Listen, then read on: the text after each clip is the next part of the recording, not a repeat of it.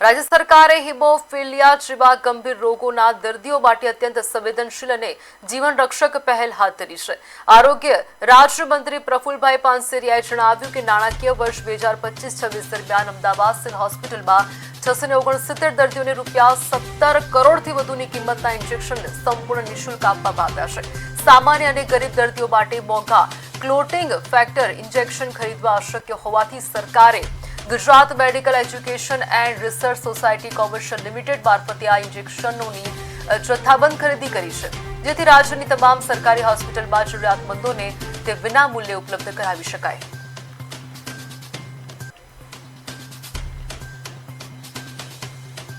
કે જેઓના સાથ સહકારથી અમને આ સારવાર સરળતાથી મળી રહે છે અને સાથે સાથે આ સારવાર અસારવા સિવિલમાં હજુ પણ સારી રીતે અમને મળી રહે અને ઇફેક્ટિવ રીતે અમને મળી રહે અને કોમ્પ્રેહેન્સિવ રીતે ડે કેર સેન્ટરમાં મળી રહે તે માટે હું આશા રાખું છું સાહેબશ્રી પાસે.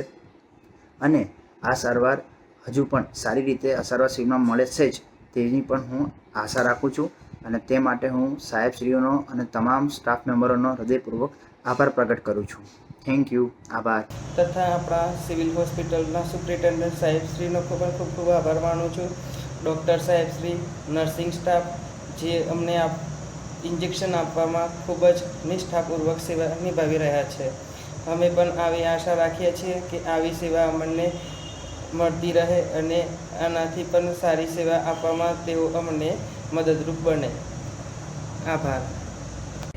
અને હું રાજ્ય સરકારનો ખૂબ આભાર માનું છું અને ખાસ કરીને આરોગ્ય મંત્રી શ્રી પ્રફુલભાઈ પાનસરિયાનો અને અસારવા સિવિલના સુપ્રિન્ટેન્ડન્ટ શ્રી રાકેશભાઈ જોશીનો પણ ખૂબ આભાર માનું છું કે એમના સહયોગ અને ભાગીદારીથી અમને આ ફેક્ટર ફ્રીમાં મળે છે, જેના લીધે અમારું સ્વાસ્થ્ય ખૂબ જ સારું રહેશે.